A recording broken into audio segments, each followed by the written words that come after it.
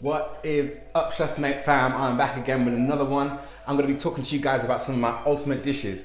These are dishes that you probably eat on a regular basis, but you've never seen recipes like this. Today, we're talking about the mac. I know you're probably thinking to yourself, we did the mac last week, the Big Mac. Nah, we're doing mac and cheese, baby. Let's get it popping.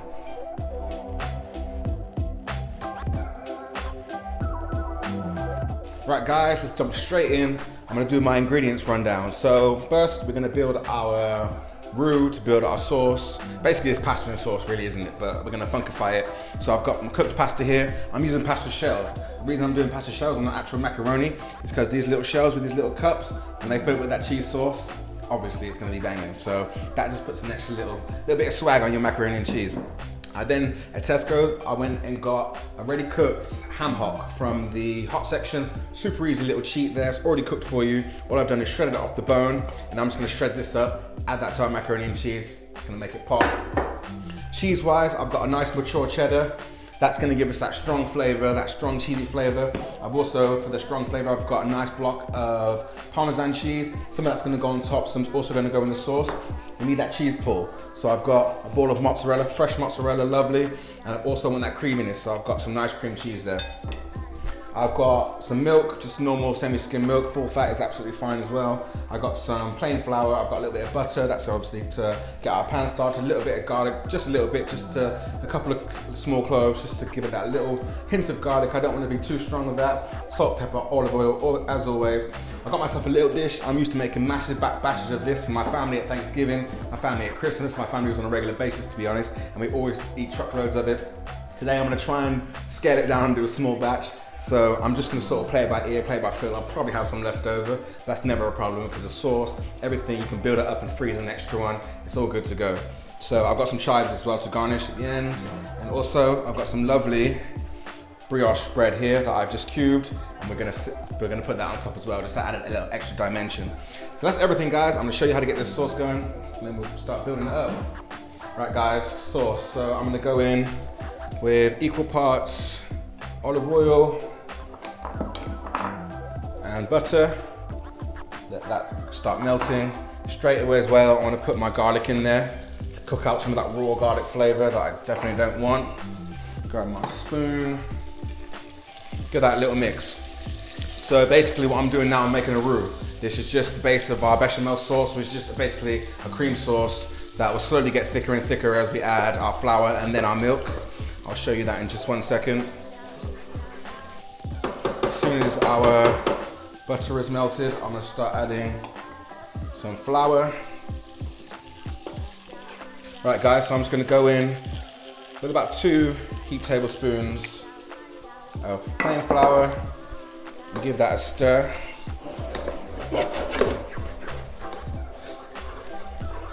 And that's come together quite nicely.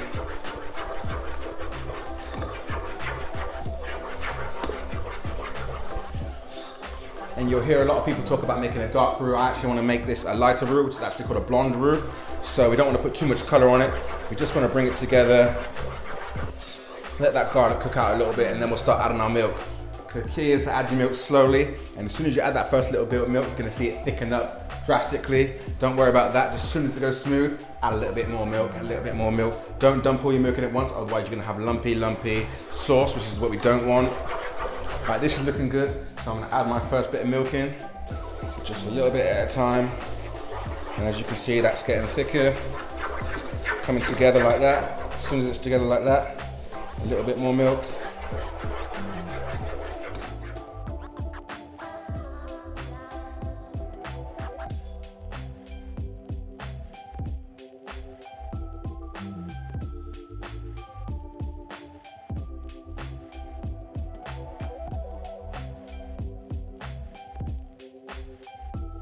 Right guys, my sauce is looking good. Sort of the consistency, maybe a little bit thicker than double cream. It hasn't got to be super thick because it's gonna thicken right up when we add that cheese, so remember that.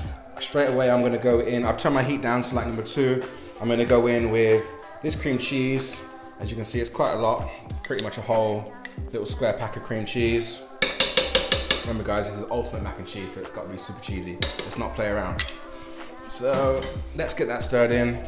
Again, just leaving it on a low heat. We don't want to keep cooking it too much, but just enough to make sure that the cheese melts nice and slowly as well. because our cheddar is a bit of an oily cheese, you put that in something that's too hot, it's gonna split apart and all that oil is gonna be released. And to melt it nice and slow, so we have a nice, creamy, smooth consistency that is not split. That's the main thing. Did I say that right? Smooth consistency? Sometimes I mumble, guys. You can let me know if I ain't speaking right. All right, that looks great. That's thickened up so much more just by adding that cream cheese. So rather than add an extra flour, add some more cheese. Again, ultimate decadence. That's what we like. Right, cool. That's cool. I'm gonna turn that down to number 1 now, literally just to keep that warm. And I've got my grater here. And I'm literally just gonna start grating cheese. I wanna talk to you about grating your own cheese. I know it's super convenient just to grab a ready grated bag of cheese, but that cheese actually has like a non-sticking agent that's already on it. That's why each bit of the grated cheese doesn't stick in the bag. So we don't want that in our mac and cheese sauce. We want our cheese to be fresh. Take a few minutes and grate it yourself. It won't take too long. Or if you're doing a really big batch, like I do at Christmas or whatever for my family, I just simply get my food processor and put the grating setting on there, and just happens, does it in seconds for you, doesn't it? So there's definitely ways of doing it and not having to use that crap out of the bag, really. All right, I'm just gonna add my cheddar. Try and sort of break it between your fingers a little bit. Don't put it in one big clump. Otherwise it'll just be, like I said, one big clump. That is looking good. The mozzarella I'm actually not gonna put into the sauce. I'm gonna cube that, and I'm gonna put that, sort of dot that in and around the pasta so that we can get those pockets of mozzarella, so that when you do, like I said, we get that nice cheese pull. That'll be amazing. I'm also gonna keep some of this back for putting on the top, some of the Parmesan, but I also want to add some in the sauce as well, just to give that different dimension of cheese flavor inside the actual sauce. So I'll probably keep that back.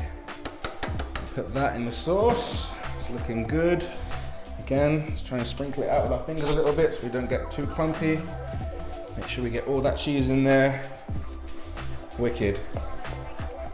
Right, I'm adding the ham hock to this. So actually, let me just dice this mozzarella really quickly. Okay, so before we add salt, what I want to do is add our ham hock, because obviously this is very salty. It's basically a bacon joint. So we don't want to add salt before we add this, because once we add the salt, we can't take it out. So I'm just gonna shred this. You can pick it with your fingers and shred it that way. I'm just gonna run a knife through it, nice and thinly.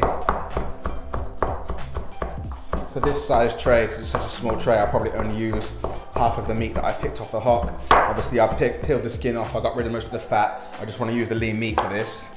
So I think that handful will be a perfect amount. Just like that.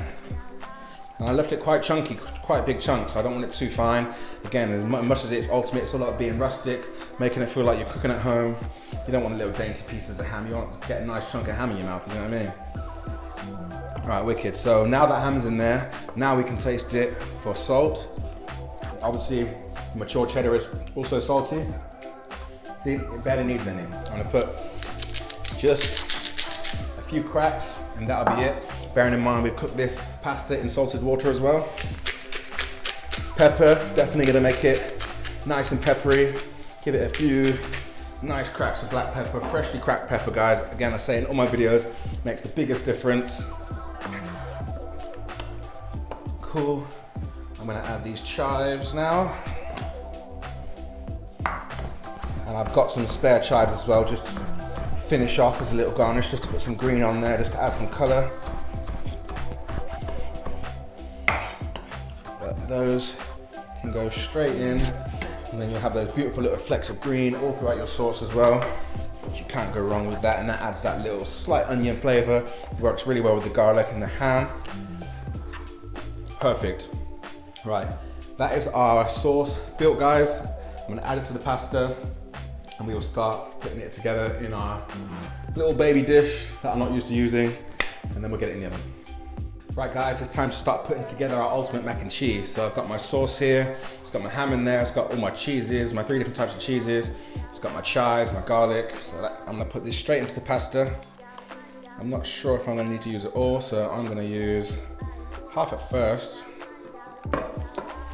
And And then I'm gonna stir it up. Obviously don't forget, because we've got the shells, those cups are gonna suck up a lot of that sauce, so then we can probably add some more after. But rather than just dumping it all in, let's just give it a mix. This smells incredible, guys. I cannot wait for you to try this and make it at home for yourselves. You're really gonna love it. Right, as you can see, that sauce has been absorbed by that pasta straight away. So I'm gonna add some more.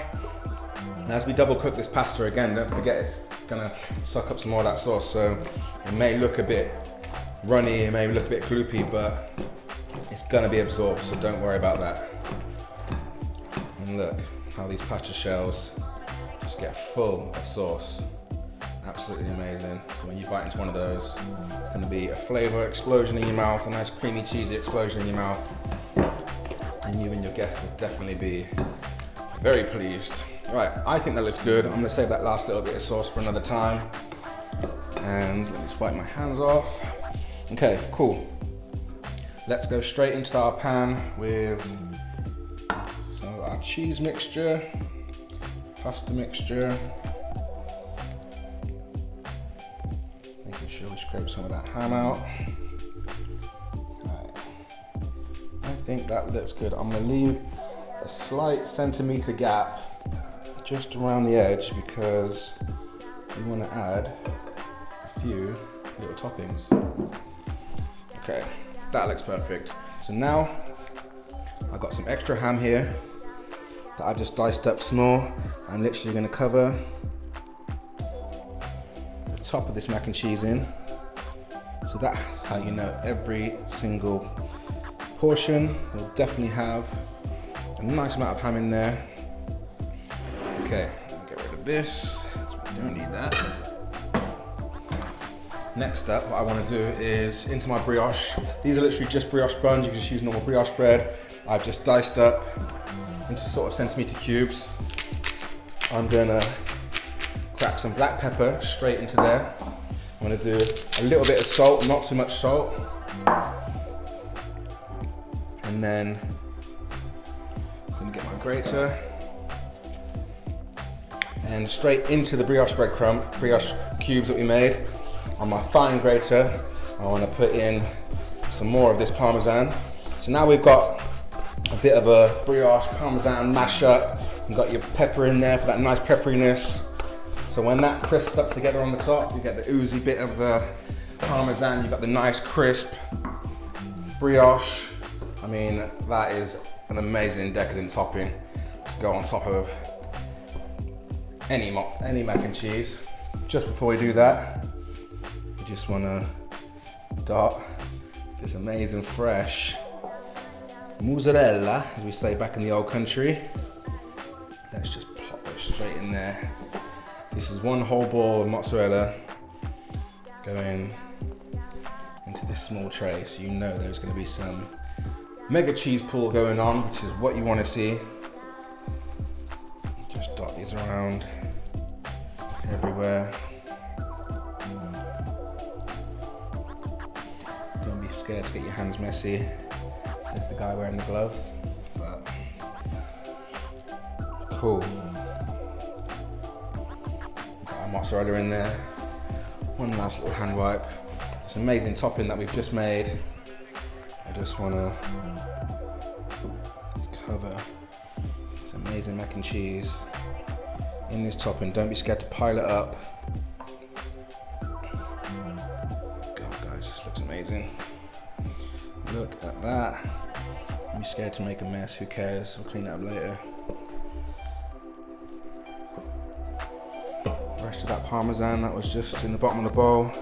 Let's throw that on top. Why not? One last cheeky crack of black pepper. A little drizzle of olive oil. Bosh, bosh, bosh. You cannot tell me that doesn't look banging. It's not even cooked yet.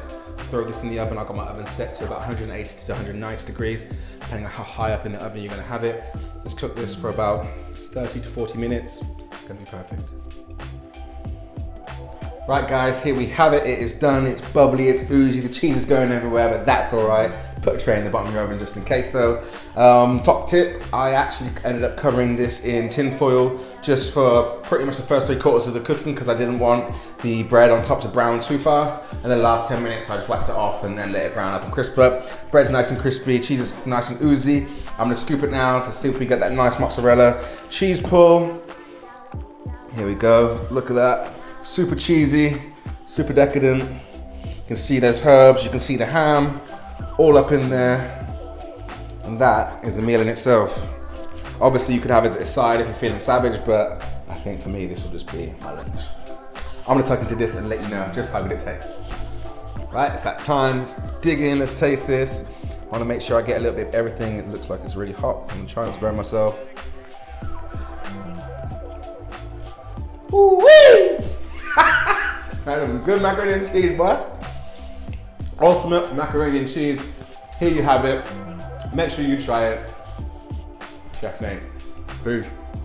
Right guys, that's it for another one. Thanks for watching. Don't forget to like, share, subscribe. Tell your friends about the channel. Let's get it popping. Make sure you check in next week for some more ultimate recipes. Chef Nate is out. Deuces.